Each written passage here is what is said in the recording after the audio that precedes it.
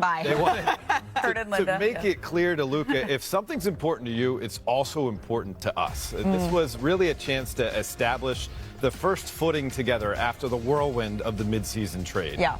And that extended as the Lakers went back to the States. There was a group chat before and after every game between Laura Beth-Seeger, Luka's manager, Javi Barrio, his physiotherapist, and then Rob Pelinka and Dr. Leroy Sims, who's the head of medicine for the Lakers. And they just wanted to make sure that, hey, is your body right? Yeah. Is there any tweaks that we saw in the game? Did we do anything?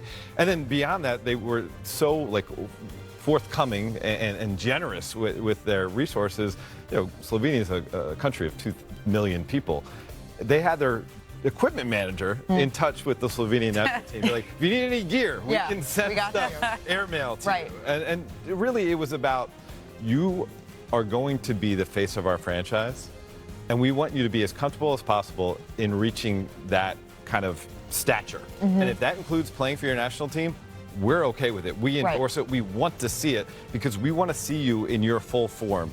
And take control of your career. If you do it, it's going to get us where we want to go too. And there's really interesting details in this piece about Luka's intermittent fasting, about the Lakers, what their commitment is here to Luka Doncic. But you two cover the Lakers very closely. You have covered Luka more closely than anyone really in his career. And so I want to really distill down what is important to know here, because fans are seeing the pictures and there's a lot of excitement. But Luka's been the face of a franchise before, right? What is different right now, Tim, from your reporting? I think the slap in the face of the trade and the way it happened, the aftermath, that has been a big-time wake-up call for Luka. I think it has forced him to grow up. And look, there's been flashes of a commitment to conditioning for Luka in the past. This feels like something that is the turning of a corner. You know, can he maintain it through the course of the season? We'll see. But you're seeing maturation, Luka, the way he interacted and led a Slovenia team with, David. Had you ever seen that before? Not to that degree, and he didn't have to be the leader in Dallas. Kyrie Irving was. Jalen Brunson was the vocal guy.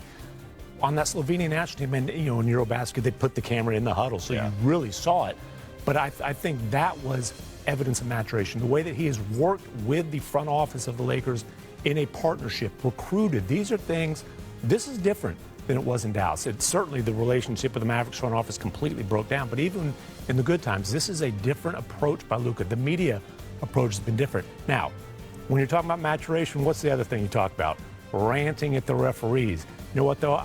A guy who coached him in Dallas was telling me he thinks that's also tied to conditioning. I see that. When there's fatigue, there's frustration, and when Luka's frustrated, the refs are going to hear about it. So maybe a better conditioned Luka. I'm not saying can totally cut that out, but cut that down. So, Tim, I got a question. I mean, you literally wrote the book on Luka Doncic. How does this level of care and commitment and the way the Lakers front office and ownership are treating him compared to the way that Mark Cuban did? Because I felt like the Mark Cuban had that sort of embrace of players, and we, the Lakers take care of superstars almost like any other franchise. Is this back to the beginning? It's back to the beginning, but it's a different Luka. And again, early in Luka's career, his thing was basically like, hey, I hoop. It's not my job to be the general manager. It's not my job to recruit players. He didn't involve himself in personnel discussions at all until they botched the Brunson situation. He's looking around saying, whoa, we've got no chance to contend here. So similar approach that Cuban had, obviously post-Cuban, not so much. Yeah. Completely different Luka, though. And maybe another growth area that we saw in Eurobasket. We know he's going to score, right? And he scored historic this numbers. Was a great detail. 35 points per game, almost the most since the guy in 1989 in Eurobasket. He defended, and the Lakers assistant coach Greg St. Jean was on the Slovenian staff, and one of the things he did was put together a video edit of all the plays that he saw. Luka committing the defense, talking on defense, being in the right proper spacing, and he showed it to the Slovenian national coach. He said, hey, I want to show you who our best defender is, and he's expecting to see not Luka Doncic. Right. And after watching the video evidence, he's like, I see it, and if he can carry that over to the Lakers. I mean, obviously, the Lakers were one of the better defending teams in the second half of the season. If they can be that from the start of the season, we'll see where they can go. And Luka Doncic is going to be a huge piece of everything that the Lakers do. The other sort of piece in all of this that we haven't mentioned yet, of course, is LeBron James. And he sat down with Speedy Morman on Complex. Just take a listen to what he had to say when the topic of his retirement came up. Listen, guys, every time I pick up something new does not mean retirement. It's like, oh, with chopsticks. Oh, he's retiring. Oh, I seen he wear a T-shirt that's too big. Oh, retirement. Oh, he picked up golf. Retirement. It's like it's just something I want to do. It's just a little hobby. But retirement is coming. It is coming. It's just not here just yet. Does just yet mean like today or tomorrow? What's your takeaway here? Well, first of all, shout out to my Q's brother, Speedy Mormon. Great interview. Yeah. Very compelling, LeBron, that you got in that sit down.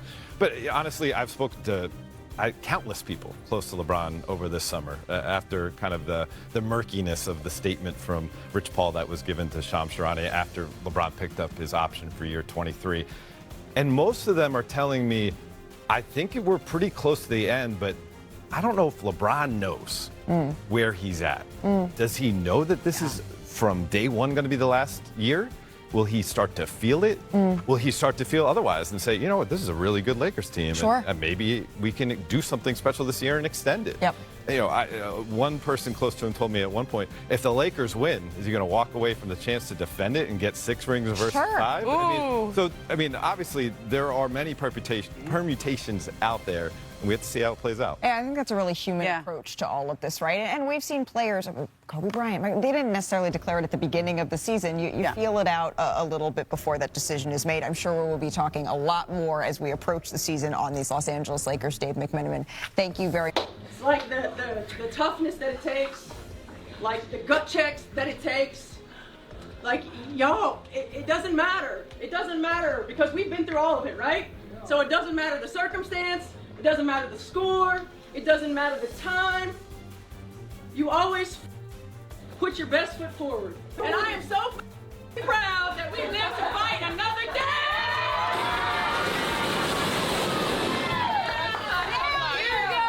Hell yeah. 3, 1, 2, 3. Hell yeah. And that is the energy we all need on this Friday. You know what else we need? We need a little NBA Today debut, and Ari Chambers is making hers right now. Sis, you were at the game last night in Atlanta. I'm so glad to unpack it with you now because the Fever, they turned some dreams into nightmares for Atlanta, but resilience, right?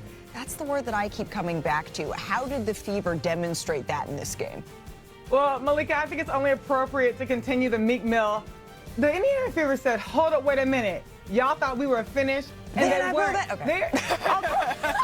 But they're used to having their backs against the wall. So in a time where you have a team who has faced so much adversity over time, you attack it through relentless defense and just prowess and grit. And they had grit with Alexi Hull, her ability to utilize her length and just her insight to everything. And staying relentless in her pursuit with that. And Coach Stephanie White said that the tech that Aaliyah Boston got was actually the turning point for them. They were really going into the fact that they were just having to prove themselves backs against the wall, but it was a point of composure. And so they regained composure and just settled in and were able to close it out. And I just love the energy they played with throughout this game, no matter as the dream started to pull away. I thought it was done when it was a 5-point game there at the end. Even on that broken play, the resilience once again from this team that has been downtrodden, that has had so many injuries. It's going to be fun to see them in the second round here. And now we know who they're going to play, right? Because from one thriller to another, Game 3 coming after the Storm handed the Aces their first loss in 18